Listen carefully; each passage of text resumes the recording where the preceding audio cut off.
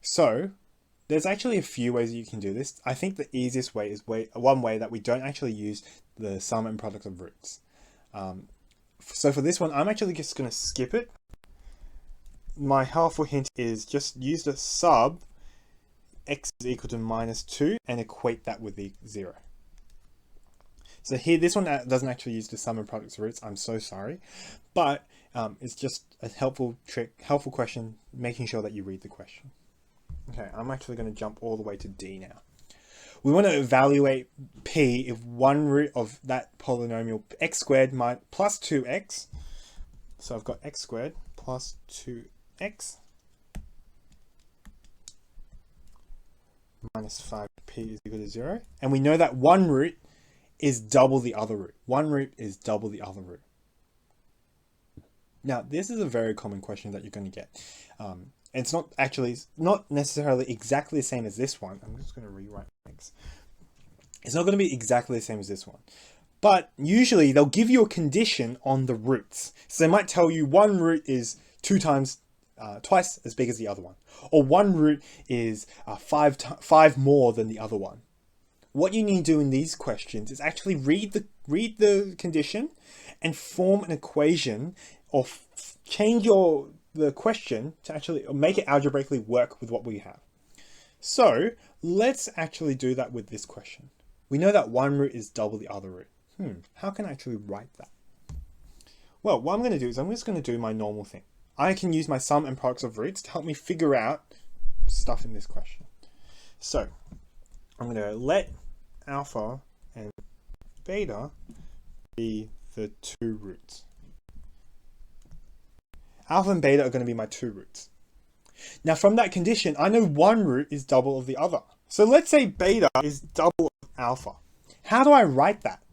Well, if beta is just double of alpha, how I can write that is just beta is equal to 2a. So I'm going to let beta be equal to 2a. So that means my roots they're not just alpha and beta anymore, they're actually alpha and 2 alpha. And using that, we can actually do some productive things with our question. So let's use our two relationships that we were using up before with all the questions that we've been doing so far. So the first part was we use our sum of roots. So we know that alpha plus 2 alpha is equal to negative b over a. Now, let me just go back. Let me just jump a step back.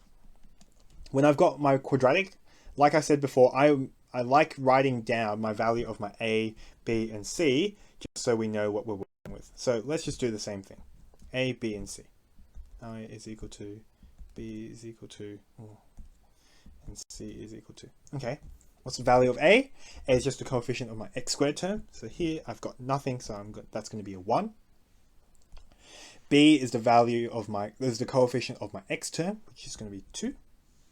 And c is the coefficient of my constant term, which is this last bit over here, negative p. Now that I've got my coefficients down, let's get back to what I was doing before.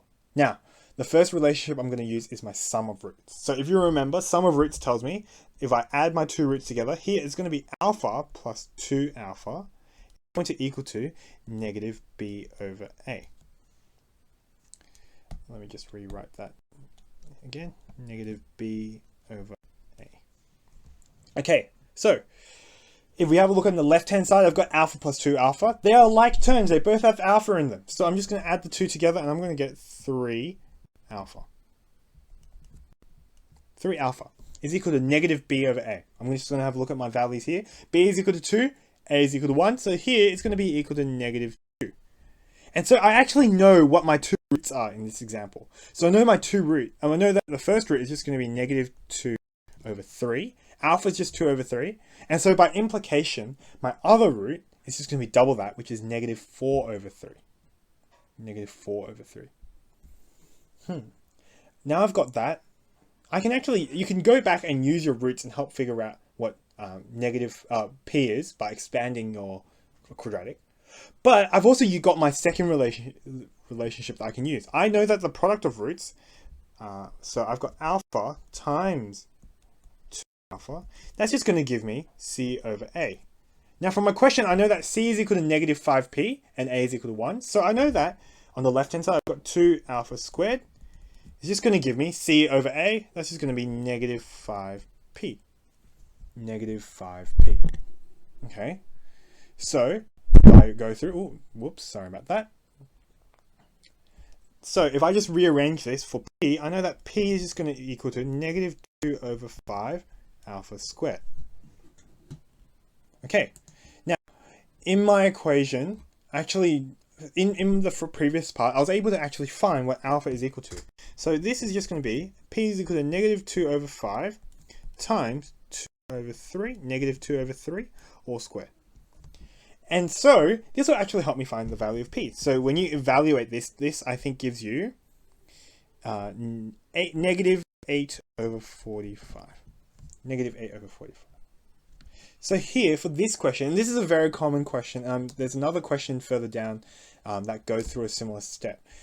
Here for this question, what you need to do is actually write your condition that you get given in the question in an algebraic way. So here what we had to write was, well, if we knew that one root was double the other one, we had to let our second root, so beta, equal to 2 alpha. So here the important step that we needed to do was let beta be equal to 2 alpha. And then we did our sum and product of roots, and we got to p is equal to negative 8 over 45. Please have a look through your notes as well. If there's any additional questions, feel free to ask on the Google Classroom. I'm going to go through another trickier question that I came up with in a following video. So please check that out. Have a go at the questions in the textbook chapter that I've given you.